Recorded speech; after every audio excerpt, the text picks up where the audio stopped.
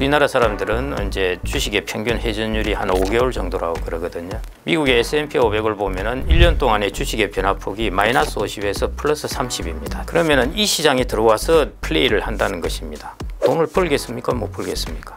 못 봅니다. 최근에 종목 투자에서 뭐 마이너스 50 이런 분들도 많을 겁니다. 그래서 이거 정말 위험합니다. 저는 이 자본시장이라는 것, 투자시장은 정말 신이 만든 것이라고 생각합니다. 신은 제일 싫어하는 것이 인간의 교만이에요. 그래서 내 이 부분에 정말 자신이 있어 하면은 그게 교만이거든요. 여지없이 당합니다. 그래서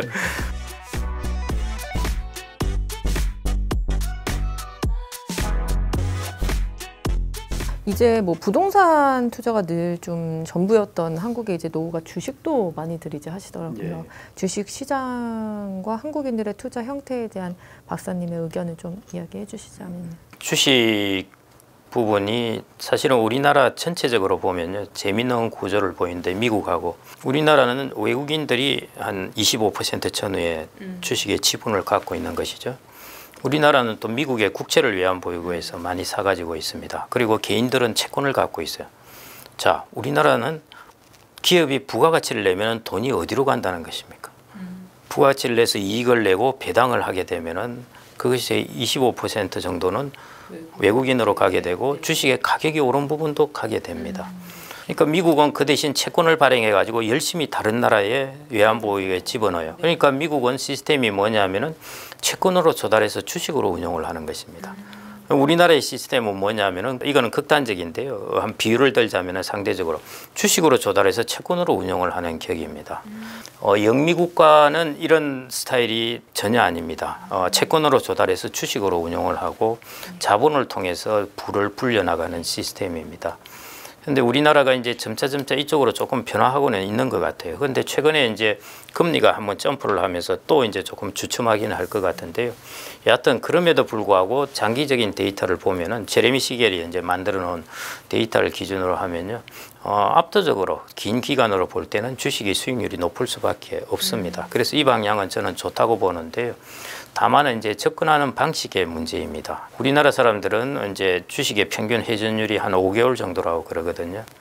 미국의 S&P 500을 보면은 1년 동안의 주식의 변화폭이 마이너스 50에서 플러스 30입니다. 대략. 그러면은 이 시장에 들어와서 플레이를 한다는 것입니다. 돈을 벌겠습니까? 못 벌겠습니까? 못 봅니다. 예, 마이너스 50에서 플러스 32 사이에서 왔다 갔다 하는데요. 플러스 30을 바라보고 오지만은 마이너스 50 이렇게 걸리는 것입니다. 그래서 주식에 투자를 하는 데 있어서 이런 행태 부분을 꼭 좀 고쳐 나가야 그래야 이제 주식을 통해서 우리가 자본을 통해서 돈을 불려 나갈 수가 있습니다. 그래서 주식 시장으로 이제 돈이 조금씩 옮겨오고 그리고 계좌도 많아지고 하는 것은 아주 이제 좋은 현상인데요. 일단 중요한 부분이 젊은 사람들 같은 그 연금인데요. 사람들이 연금에 대해서는 어떤 인식을 하고 있냐면은 연금은 안전해야 돼. 이러는 것입니다. 그래서 연금은 예금을 꽉꽉 집어넣는 것이고요. 그 다음에 내가 조금 있는 돈으로 막 이제 주식을 해보겠다는 것이거든요. 그런데 연금 부분이야말로 정말 30년 이상 투자해야 되는 장기 투자입니다. 그래서 연금이야말로 젊은 사람들이 정말 여기에 자본이나 주식을 넣어야 되는데요. 그래서 그런 부분, 그렇다 보면 장기 투자도 되게 되는데, 그리고 적립도 되잖아요. 적립 투자에다가 장기 투자를 하게 되기 때문에 안전성이 훨씬 높아집니다. 그런데 그 좋은 비클 부분을 사용하지 않는 것이 조금 저는 안타깝고요. 그래서 자본을 사용하는 것은 자본을 활용하는 것, 자본을 갖는 것은 저는 뭐 100% 그거는 저는 지지합니다. 그런데 다만 그 하는 방식에 있어서 연금 계좌를 통해서 하는 것, 그게 훨씬 효과적이다는 것. 그 다음에 그렇지 않더라도 자본에 대해서는, 주식에 대해서는 정말 우리가 정석의 접근을 해서 장기적으로 내가 거기서 돈을 버는 방향, 그 부분을 꼭 하시는 게 필요하지 않은가 싶고요. 그래서 이제 첫 번째가 제가 장기 투자죠. 랜덤이 아니고 패턴의 투자라는 것인데, 주식도 5년, 10년 투자를 하게 되면 패턴이 나타납니다. 그 말은 지멋대로 움직이는 것이 아니라 수익률의 변동이 확 수렴을 해버립니다. 그럼 훨씬 낫죠. 그 다음에 이제 또 종목에 많이 투자하는데요. 최근에 종목 투자에서 뭐 마이너스 50 이런 분들도 많을 겁니다. 그래서 이거 정말 위험합니다. 투자는 덧셈이 아니라 곱셈이라고 할 수 있거든요. 내가 잘 벌다가 한번 95% 빠져나가면요, 번 것에 0.05를 곱해야 됩니다. 그러면 확 줄어들어 버리죠. 그 다음 회복을 못할 수도 있고요. 그래서 주식은 종목이 아니라 철저하게 패키지를 가지고 전체 자본시장의 성과 그 부분을 따라가는 것. 제가 또 공자님 말씀을 한 것 같긴 한데요. 네, 꼭 그 부분을 좀 지키셨으면 좋을 것 같습니다. 코스피가 또 막 하락세인데요. 가장 큰 원인이 무엇이고 연말이랑 이제 내년 상반기 코스피 시장 흐름도 함께 좀 짚어주세요.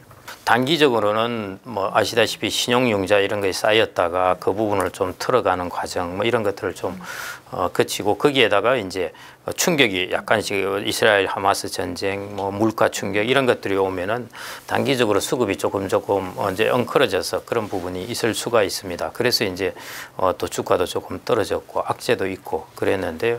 이스라엘 하마스 전쟁에 대한 부분은 일단 컨센서스대로 가고 확전이 많이 크게 되지 않는다면은 이제 금리도 피크고 하니까 그 부분은 뭐 괜찮아지지 않을까 싶은데요. 워낙 우크라이나 전쟁도 저렇게 오래 갈 줄, 물론 일부에서는 오래 간다고 그랬습니다만은 컨센서스는 그렇게 오래 가지 않는다 했는데 저렇게 흘러간 것처럼 전쟁이라는 영역은 정말 모르는 부분입니다. 그래서 그 부분은 좀 더 주시해서 봐야 될 것 같고요.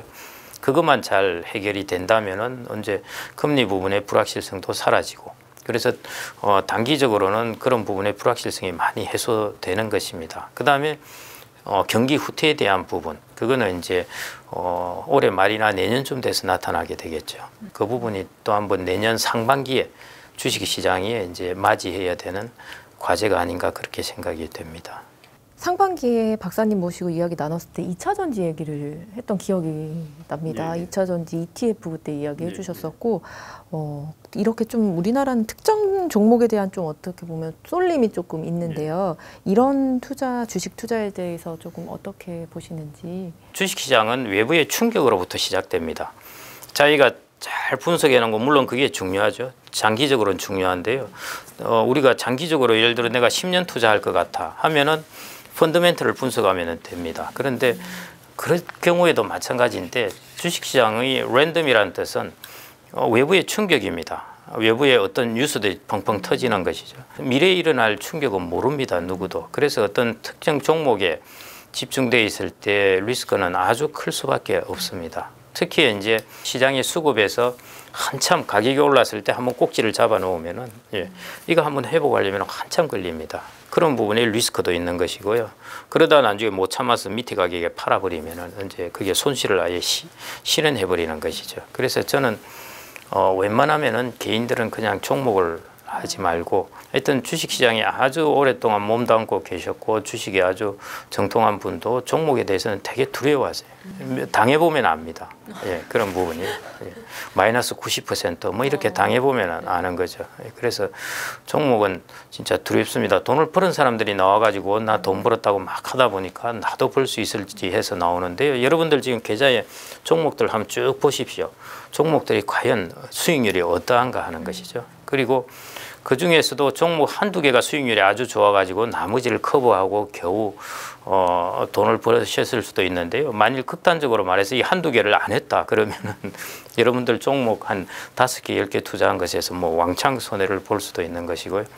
특히 이제 극단적으로 어떤 분들은 한두 개 종목에 그냥 완전히 자신 있다고 몰빵을 하는데요. 저는 이 자본시장이라는 것, 투자시장은 정말 신이 만든 것이라고 생각합니다. 그렇게 말씀드리면 신은 제일 싫어하는 것이 인간의 교만이에요.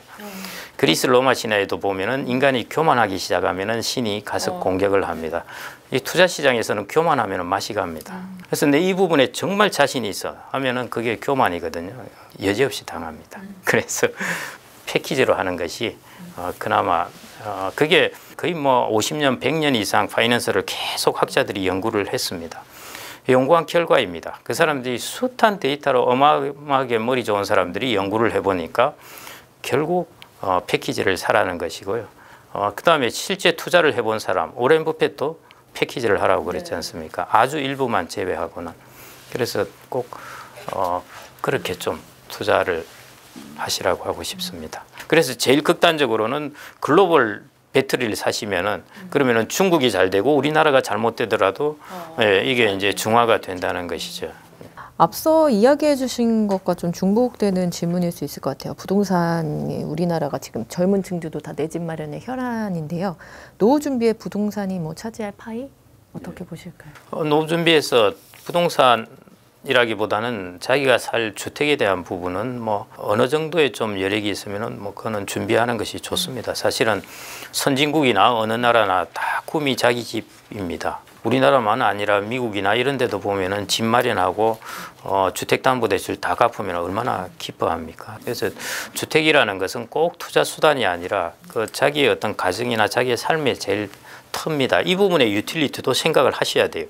유틸리티를 계속 내가 돈을 얼마를 벌어내냐가 아니라요. 내가 마음 편하게 내가 살 수 있는, 피곤하면 가서 마음대로 쉴 수도 있고 하는 그런 장소를 마련한다는 것, 그런 부분의 효용도 꽤 큰 부분이거든요. 그래서 주택은 그런 효용도 있습니다. 그걸 이제 우리가 일종의 소비재로서의 효용이라고 그러죠. 그 다음에 투자재로서의 효용도 있습니다. 그래서 주택이라는 것이 매력적인 게 이제 그런 이유 때문입니다. 투자 자산도 되는데 소비재도 된다는 것이죠. 우리는 주식을 투자하면서 주식을 맛있게 먹을 수는 없는데 주택이라는 것은 거기 우리가 편안하게 거주할 수 있는 소비재로도 되는 것입니다. 그래서 그 부분은 우리가 인간의 역사가 있는 한은 예, 주택에 대한 그거는 2000년, 3000년 전에도 마찬가지였고 주택에 대한 기본적인 부분은 반드시 필요한 부분입니다. 특히 노후 준비를 위해서 이전에는 주택이 있어도 노후 준비에 내 돈은 없는데 주택만 가지고 있는데 어떡하지? 벽돌을 하나씩 떼내 팔 수도 없고 이러는데 지금은 벽돌을 떼내 팔 수가 있습니다. 그게 이제 주택연금인 것이죠. 그걸 통해서 이제 노후 준비를 할 수도 있고 하니까요. 그 준비는 여러분들이 그냥 착실하게 그냥 내가 준비를 하시는 게 좋지 않나 그렇게 생각이 됩니다. 근데 다만 주택 가격이 내가 사놓았는데 이게 앞으로 2배 오르고 3배 오르고 어떤 강남은 10배가 올랐다더라 하는 이런 부분의 기대는 이제 좀 접으시고 하시는 게 맞지 않을까 싶습니다. 출산율이 정말 많이 떨어지고 이제 고령화 시대다 이런 얘기 많이들 하세요. 노년층이 이렇게 두터워지면서 당연히 부동산에도 조금 영향이 있을 것 같은데 수도권 아까 양극화도 얘기해 주셨지만 여전히 뭐 과밀화되고 팽창할 걸로 보시는지? 예, 그렇습니다. 지금 수도권은 우리나라는 정말 철저하게 효율적으로 개발을 했습니다. 고층을 짓고 예, 이렇게 하면서 많은 사람들이 들어와 살면서도 효율적으로 그 다음에 우리나라의 행정 시스템이 이걸 이제 가능하게 마련을 해 놓았거든요. 지금 이제 서울시도 보면은 지금 뭐 계속 개발이지 않습니까? 잠실에 하여튼 뭐 도움을 짓겠다, 호텔을 짓겠다, 그 다음에 마이스, 그 이제 전시 관련된 걸 하겠다, 뭐 등등을 이제 계속 그런 이야기들을 하고 있습니다. 그리고 서울시는 돈도 많고요. 돈은 많은 사람들은 계속 돈을 가지고 뭔가를 이루내는 그런 이제 스스로의 관성이 생기는 것이죠. 그래서 이 부분은 뭐 양극화는 저는 이루어질 거라고 보고요. 이 정도 우리나라가 이제 소득이 성장했고 자산이 많아지면은 거기에서 그 정도의 주택이나 거주지를 찾을 사람들도 충분히 있다는 것이죠. 우리나라의 평균 소득을 생각하시면 안 돼요. 그 중에 1%나 5%에 있는 사람들의 소득이나 자산을 보셔야 되는데요. 그렇게 보면은 그런 부분은 이제 유지될 수 있는 것이고요. 그래서 이제 다른 부분하고 양극화는 커지고 또 하나의 이제 노령화가 되면서 이슈가 될 수 있는 것은 지금 이제 큰 평수에 있으면서 혼자 살게 되는 사람들입니다. 여성이 오래 살고 그다음에 서로 이혼을 한다든지 뭐 이런 등등으로 이유로 인해서요. 이제 1인 독거 가구가 많이 증가합니다. 그런데 40평, 50평에 살고 있다 하면은 앞으로 이제 이슈가 되는 것은 1인당 주거 면적이 넓어지는 것입니다. 이게 이제 비효율적이죠. 이 부분을 이제 어떻게 그 부동산 시장이 처리해 나갈까 하는 부분이 조금 이슈가 될 것 같습니다. 인구 구조가 변하면서 이제 어떻게 보면 부동산 쪽에 좀 변화될 부분이라고 해야 될까요? 그런 건 좀 어떻게 보실까요? 미국의 인구 구조 변화를 가지고 부동산 주택 가격을 전망해서 정말 히트를 친 학자가 있습니다. 그런데 그 전망은 맞지는 않았는데요. 왜냐하면 미국이 인구가 줄고 고령화가 될 줄 알았더니 그렇지 않더라는 것이죠. 출산율도 계속 높고 이민도 많이 들어오고 하면서 그 인구 구조가 흐트러져 버려서 이제 틀리게 됐는데요. 인구 구조를 전망한다는 것은 사실은 쉽지 않습니다. 출산율도 마찬가지인데요. 출산율이 전망하기 쉬운 것 같아도 정말 우리가 알 수 없는 이유로 출산율이 높아지기도 하고 그렇습니다. 전쟁이 났는데도 출산율이 갑자기 전쟁 후에 높아지기도 하고 그 인간의 어떤 숨겨진 어떤 본능이 어떻게 나타날지 하는 것에 따라서 이제 달라질 수 있기 때문에요. 우리나라는 그 결혼을 해야 출산을 하지요. 서구 국가들처럼 동거하면서 출산하는 비율이 압도적으로 낮습니다. 그러다 보니까 결혼하는 비율이 떨어지고 해서 출산율이 코로나19 때 우리나라만 충격을 봐서 뚝뚝 떨어졌습니다. 예. 그래서 지금 0.7명대 이러는데요. 지금 보면은 작년 올해부터 아마 그 청첩장을 많이 받으실 거예요. 저도 뭐 자녀들 결혼한다고 뭐 온통 청첩장이 날아오고 그러는데요. 이 사람들이 이제 결혼을 하고 출산을 하고 하려는 것들이 이제 내년, 후내년 이렇게 이제 이루어질 겁니다. 그래서 제가 보니 출산율은 회복됩니다. 회복되는데요. 그게 뭐 1.2명 이렇게는 아니고요.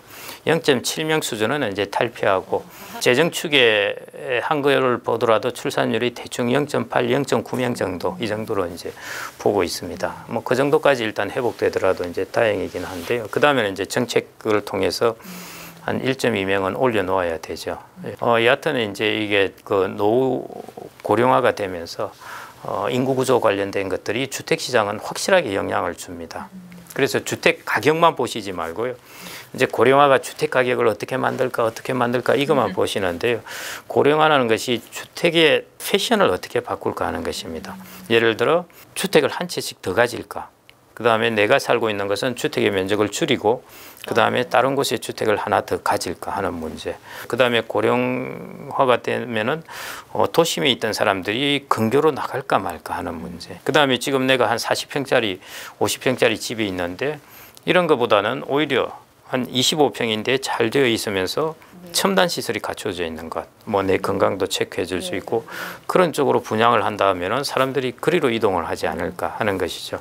그래서 주택의 가격 측면만 가격은 봐봐야 전망하기 쉽지 않습니다. 왜냐하면 수요뿐만 아니라 공급도 영향을 주기 때문에요. 수요가 줄면은 공급도 줄게 되면 또 가격은 유지가 됩니다. 일시적으로는 이제 갭이 생기겠지만요. 전반적으로 그러면은 일단은 가격이 전반적으로 오르는 과거 20년과 같은 시대는 지나갔다. 첫 번째. 두 번째, 양극화된다. 이게 이제 일반적인 컨센서스고 이게 틀리지는 않을 겁니다. 그 다음에 세 번째가 이제 주택의 패션이 많이 달라진다는 것입니다. 극단적으로 젊은 사람들만 살고 있는 나라하고 나이 든 사람들이 살고 있는 나라하고는 주택의 패션이 다릅니다. 그게 이제 우리나라에 앞으로 일어날 일들인데요. 그래서 이제 아마 이게 주택 건설업자나 주택업자들은 이걸 많이 고민하겠죠. 어떤 주택을 지어야 잘 팔릴까 하는. 그래서 향후에는 주택의 패션 문제일 것 같습니다. 그래서 한 번에 이제 트라이를 한 것이 사람들이 근교에 나가서 언제 시골살이 비슷하게 해서 거기 집 지었다가 결국 다시 돌아오고 그러거든요. 저 산골에 한번 촥 집을 멋있게 지어놓고 상추도 기르고 하려 하다가 결국 다시 다 컴백을 합니다. 그래서 이런 것들이 한번 트라이를 했다가 이제 실패한 경우이죠. 그래서 이제 지금은 타운 해가지고 마음 맞는 사람들끼리 이제 혼자 사니까 외로우니까 이 산골에. 그래서 타운을 만들어서 이제 산다든지 하는 것을 지금 계속 트라이를 하고 있습니다. 이런 이제 주택의 패션이 저는 더 재미있지 않을까 그렇게 생각을 합니다. 마지막으로요, 박사님 저서 데모테크가 온다 어떤 의미인지 간략히 설명? 예, 이거 뭐 저 책에 별 이제 제가 제 책만 이야기하면 쑥스러워서 그러는데 일단 1부, 2부로 나눠져 있습니다. 1부는 지금 경제를 제가 이제 전망한 거라고 볼 수 있는데요. 그 당시에 전망으로서는 우리나라가 했던 제로 모멘텀, 지금까지는 모멘텀이 아주 좋다가 모멘텀이 딱 멈춰버리면서 마치 자동차가 빠른 속도로 오다가 탁 부딪히면은 충격을 자동차가 받듯이요. 지금 이제 그런 상황이라는 것 전망을 해놨는데 거기에 대한 우리나라의 돌파구는 여러 가지가 있는데요. 그 중에 가장 핵심적인 것이 이제 우리나라는 혁신입니다. 그런 측면에서 우리나라는 앞으로 혁신 부분에 투자를 하게 될 거고 혁신은 이미 우리가 싱귤레리티 포인트라고 그러죠. 그 특이점을 이미 지났다고 봅니다. AI나 이런 거 보면 이미 특이점 지났습니다. 그래서 이 부분에 대한 투자, 내 자원의 배분은 과거 20년의 눈으로 보면은 여전히 부동산이었는데요. 과거 20년을 뺏어가는 눈을 갖지 말자는 것입니다. 내가 20년 동안 본 걸 가지고 미래 10년을 해석하지 말고요. 앞으로 미래 10년은 앞으로 일어날 세상을 정말 그 부분을 전망하면서 해석을 해야 된다는 것이고 우리가 보다 혁신이라든지 이런 쪽에 우리의 자산을 좀 가지고 있어야 되지 않는가 하는 것이 데모테크가 온다였고요. 여기서 데모테크는 제가 이 용어를 유행시켜 보려고 했는데요. 전혀 유행이 안 되었습니다. 이게 데모가 데모그래픽해서 인구 구조이고요. 테크가 테크놀로지입니다. 그래서 인구 구조가 이렇게 변화하게 되면서 우리가 거기에 유망한 테크가 뭐가 있느냐 그걸 보려고 데모테크라고 썼는데 하여튼 전혀 유행하지 않고 있습니다. 많은 사람들이 데모테크가 아니라 메타버스로 오해를 하고요. 제 책을 메타버스가 온다는 줄 알고 있습니다. 네, 오늘 박사님 모시고요. 뭐 경제 전망도 얘기 나눠봤고 또 투자에 대해서도 이야기 많이 나눠봤습니다. 오늘 말씀 감사합니다. 예, 아유, 감사합니다. 네.